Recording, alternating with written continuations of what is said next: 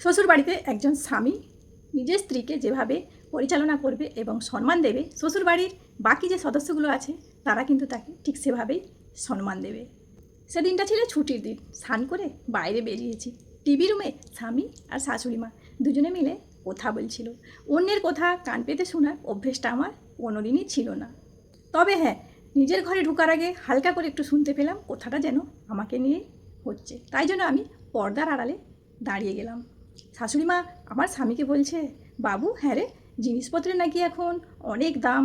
তোর কাকা কাকি মামা মামি মাসি সবাই বলা বলি করছিল প্রচুর নাকি সব জিনিসের দাম বেড়েছে। তা হ্যাঁ রে বাবু, সংসার চালাতে বৌমা তোকে মাসে মাসে কিছু দেয় তো তোর হাতে?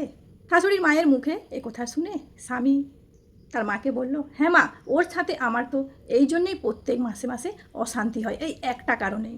শাশুড়ি মা তখন একটু রাগি মেজাজে একটু উত্তেজিত হয়ে বলল, কেন রে বাবু, বৌমা কিছু দেয় না তোর হাতে? সংসার চালাতে মাসে মাসে তোকে কি কিছুই দেয় না? স্বামী তখন বলল, হ্যাঁ মা, ও তো প্রত্যেক মাসে পেমেন্ট তুলেই আমাকে কিছু দিতে চায়, কিন্তু আমি নেইনি, এই জন্যই তো আমাদের মধ্যে অশান্তি হয়। আচ্ছা মা, আমি কেন নেব বলো? আমি তো ইনকাম করি, আমি এতগুলো মানুষকে খাওয়াতে পারি, ওকে খাওয়াতে পারবো না? এতগুলো মানুষের সুবিধা অসুবিধা দেখতে পারি, ওর সুবিধা অসুবিধা আমি দেখতে পারবো না বলো? তাই জন্য আমি ওর টাকা নেই না। ওকে বলেছি ওর টাকাগুলো সঞ্চয় করতে, জমিয়ে রাখতে, পরে কোনো সময় কাজে লাগবে। শাশুড়িমা বলল, হ্যাঁ রে বাবু, জিনিসপত্রের অনেক দাম তো। হ্যাঁ মা, আমি জানি তো জিনিসপত্রের দাম। মা, আমাদের সংসারে 4-5টা মানুষের খোরাক পোশাক সব কিছু আমি চালাতে পারছি, আর ওই একটা মানুষের জন্য কি আমার এতই অসুবিধা হবে?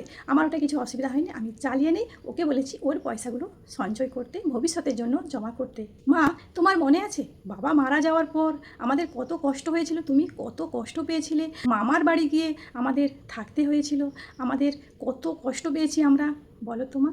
আমি সেই জন্যে আমিও চাই যদি কখনো আমি না থাকি, তাহলে আমার স্ত্রী এবং আমার সন্তান যেন আমার মতো কষ্ট না পায়। তাই আমি ওর পয়সা কখনোই নেই না, ওকে বলেছি সঞ্চয় করতে, যাতে করে আমি যখন এই পৃথিবীতে থাকবো না তখন ওদের যেন কোনো অসুবিধা না হয়।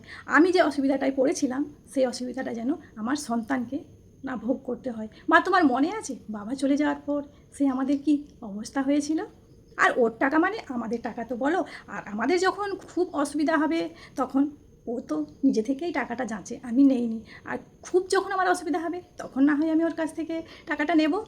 ছেলের মুখে কথা শুনে মা দু চোখ দিয়ে ঝরঝর করে কেঁদে ফেলছে এবং ছেলের মাথায় হাত বুলিয়ে বলছে, তোরা দুজনে খুব ভালো থাকিস, খুব সুখে থাকিস, তোদের যেন কোনো দুঃখ কষ্ট স্পর্শ না করতে পারি। তো স্বামীর মুখে আমাকে নিয়ে এত সুন্দর একটা ভাবনা চিন্তা, যেটা আমি আড়াল থেকে শুনেছি, সেটা শোনার পর আমার তো গর্বে বুকটা ভরে উঠেছে। এক জনম নয়, 7 জনম ধরে এরকম স্বামী যদি প্রত্যেকটা মেয়ের পাশে থাকে, তাহলে মেয়েরা মনে হয় আর কিচ্ছু চায় না। আমি ভাবলাম জীবনে যা আছে সব কিছু উজাড় করে স্বামীকে দিয়ে দেই। এভাবে মেয়েদের বোঝার জন্য একজন ভালো স্বামী মেয়েদের জীবনে সত্যি খুব দরকার।